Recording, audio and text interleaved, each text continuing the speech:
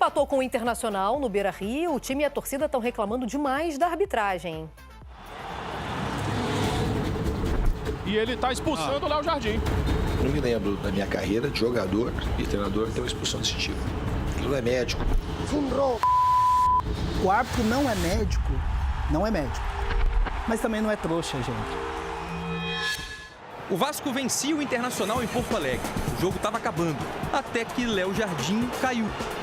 Foi expulso por cera e aí deu ruim. E nem critério teve. Porque a gente tem o vídeo do massagista do Inter falando pro Rocher cair no primeiro tempo, a gente estava muito melhor no jogo. A imagem é essa. O massagista atrás do gol passa um recado e o goleiro do Inter cai. Rocher, nesse lance, não recebeu o cartão. A cera do Inter foi porque o Vasco estava amassando no primeiro tempo. Verratti cabeceou rente à trave. Paulo Henrique chutou com desvio e Rocher defendeu. Aí o Verratti perdeu essa chance incrível de cara pro gol. E o Rocher caiu com a dica do massagista. Só que não deu muito certo, porque logo depois, David deu o passe e Rayan arrancou para fazer Vasco 1-0. Num contra-ataque gigante! O Inter foi para cima. Gustavo Prado chutou e Léo Jardim fez uma defesaça. No escanteio, Cleiton cabeceou na trave. Alan Patrick também acertou a trave nessa falta. O Inter continuou em cima no segundo tempo. Wesley desviou e Maurício Lemos salvou quase em cima da linha. Carboneiro tabelou com Alan Patrick e colocou outra na trave. A sorte parecia estar com o Vasco. Mas aos 38 minutos, Carboneiro chutou de novo para longe. Léo Jardim caiu. Diniz fez 2 substituições. E mais de 1 minuto depois, o goleiro continuava caído. O árbitro Flávio Rodrigues de Souza foi lá dar uma bronca no Léo, que seguiu pedindo atendimento médico e foi expulso. E muita reclamação do lado do Vasco. Segundo amarelo para ele. Léo tinha tomado o primeiro mais cedo por demorar a cobrar uma falta. Ele não é médico. O Léo Jardim, ele estava falando que estava com dor. Se o Léo Jardim machucou, não é problema dele. O máximo que ele pode fazer é dar acréscimo. A gente pode falar de rigor, pode falar de excesso, de coragem, mas não pode falar que foi erro, porque assim, o árbitro não é médico, mas também não é trouxa, gente. O árbitro não é médico, mas também não é trouxa. O goleiro reserva Daniel Fusato entrou no lugar do Nuno Moreira e logo depois tomou o gol de empate de Carboneiro. E o Internacional empata no Beira-Rio. Final 1-1. Para a revolta vascaína. Acontece com todo goleiro, em todo mundo. Mas o que fez ele com a gente hoje, pô, a gente foi roubado hoje. Cara, decidiu o jogo, a expulsão dele decidiu o jogo, é uma loucura. Em nota, o Vasco chamou a atuação do árbitro de desastrosa e pediu à CBF o afastamento imediato de Flávio Rodrigues de Souza. Inadmissível o Flávio fazer o que ele fez hoje. O Léo Jardim me disse que ele falou assim, ó, levanta, senão eu vou te expulsar. Pior ainda. Acho que ele é o único corajoso é ele. A gente não, espero que não aconteça mais, ou se fosse para acontecer, que acontecesse sempre. Então, nós vamos para o nosso VT para entender o resumo desse jogo. E na volta, da cor deste cartão vai ficar a careca de Lucas Pedrosa. Rodolfo. O Vasco começou a partida pressionando. PH chutou de longe, a bola bateu na barreira e Rocher fez bela defesa. Vegetti também teve a chance, mas mandou por cima do gol. E de tanto insistir, o Vasco chegou ao gol. Rayan fez bela jogada e chutou no cantinho para abrir o placar. O Colorado tentou a resposta logo na sequência, com uma bola na trave de Cleiton. O goleiro do Inter ainda evitou o segundo gol em partida agitada.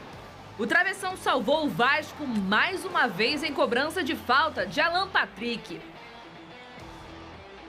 Na pressão dos gaúchos, Maurício Lemos tirou uma bola em cima da linha. E mais uma vez, Léo Jardim seguia como protagonista. Bruno Tabata teve mais uma chance, o travessão salvou o Vasco mais uma vez. E aí veio a polêmica do jogo. Léo Jardim fez bela defesa, mas ficou caído no gramado, reclamando de dores. O árbitro chamou a atenção e deu o segundo cartão amarelo, expulsando o goleiro. E para piorar a situação, já no fim, Carboneiro chutou no canto e deixou tudo igual. Empate polêmico no Beira-Rio, que manteve o Vasco próximo da zona de rebaixamento. Uma palavra. Pode ir, meu amor. Eu não vou nem te perguntar quer que eu nada. fale de quê o que primeiro? você quiser. Ah, é? Tá? Hoje quiser. eu tô... Que nem quando as minhas filhas tomam vacina, que elas ficam meio molinhas, aí eu falo, o que você quer papar hoje? Tem dia que é noite, hein, Pedro? O que você quer? O que você quer falar com a mamãe? Então, você fala o que você quiser. Vou até beber uma água pra ver esse show. Vamos lá. Eu vou falar do jogo primeiro e depois Boa, eu isso, falo pra do ver absurdo. se você fica mais calmo. Exato. O Vasco mereceu ganhar, Lucas Pedrosa. O Vasco fez 35 minutos diante do Internacional impecáveis, tá? Totalmente dominante no Beira-Rio.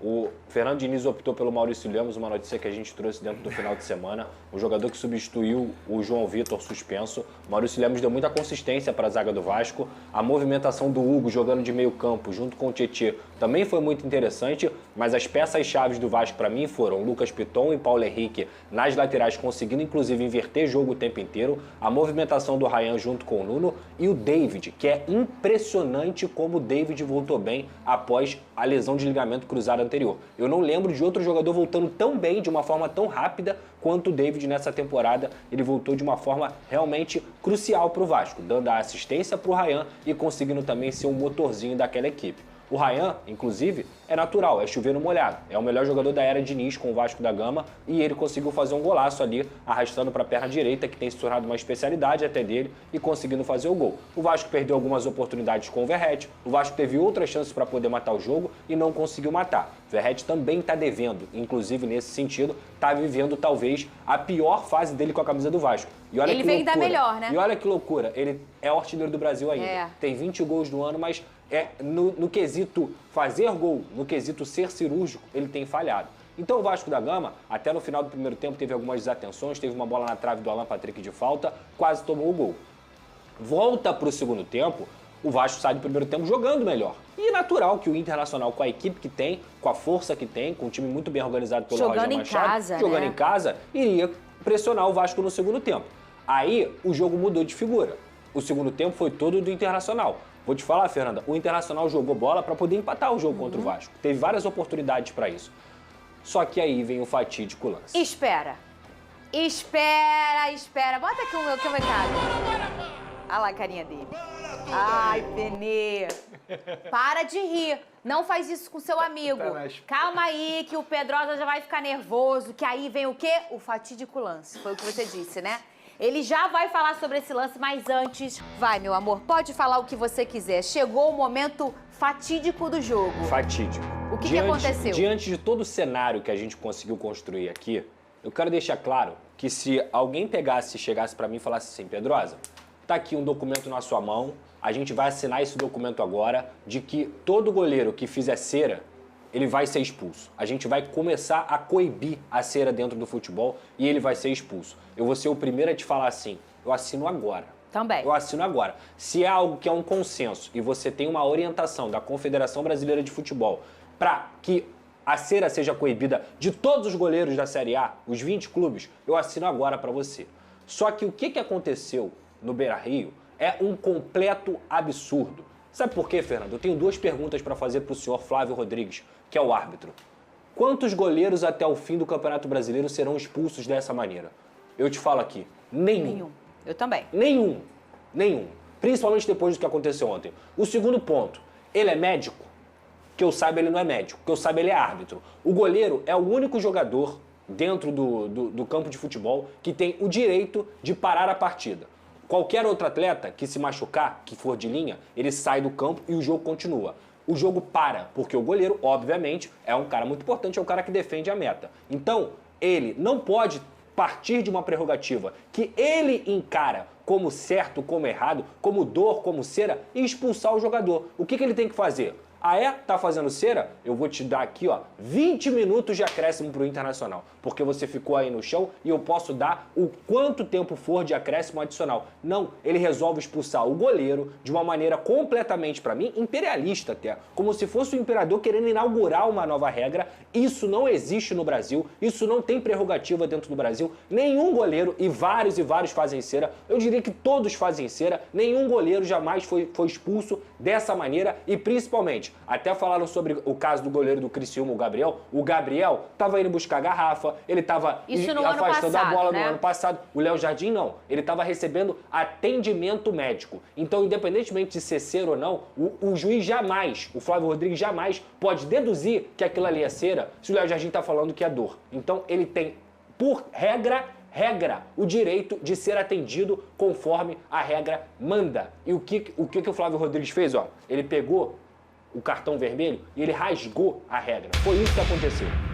O Vasco foi prejudicado de uma forma bizarra. É uma aberração o que aconteceu. Porque ele não só conseguiu se impor diante de um critério que ninguém utiliza, ninguém, e é o que? Falta de critério que acontece aqui no Brasil, como ele não só tirou o Léo Jardim, ele tirou o melhor jogador do Vasco na partida, porque o Léo Jardim era o cara que estava segurando o resultado, é um goleiro de altíssimo nível, um goleiro de seleção brasileira, e o Léo Jardim não só foi expulso, como ele tirou o melhor jogador do Vasco na partida. O que isso significa? Ele interferiu diretamente no resultado da partida de ontem. Então o Vasco da Gama foi prejudicado de uma forma jamais vista. É um negócio assustador. Ah, Pedrosa, mas você é a favor da cera? Não. Contanto que todo mundo seja tratado da mesma maneira. Aqui no Brasil, os goleiros são tratados dessa maneira? Não. Aqui no Brasil, os goleiros são expulsos dessa maneira? Não. E vão passar a ser? Também não. Até porque, Fernanda, vale lembrar, no primeiro tempo, sabe quem caiu para fazer cera? Quem? O Rocher. O massagista do Internacional, ou algum membro da comissão técnica do Internacional, chega de cantinho e tem um vídeo rodando na rede social mostrando isso, dá um sinal pra ele, porque era o momento do jogo que o Vasco estava massacrando o Internacional, e ele dá um sinal, fala alguma coisa ali, o que o Rocher faz? Pega a bolinha dele e cai. Você acha que o Rocher foi punido com cartão amarelo? Não. Mas se tivesse fora dali da casa do Internacional, ou se fosse um outro time, você acha que esse goleiro seria expulso, Lucas Pedrosa? Fernanda Maia, eu duvido muito.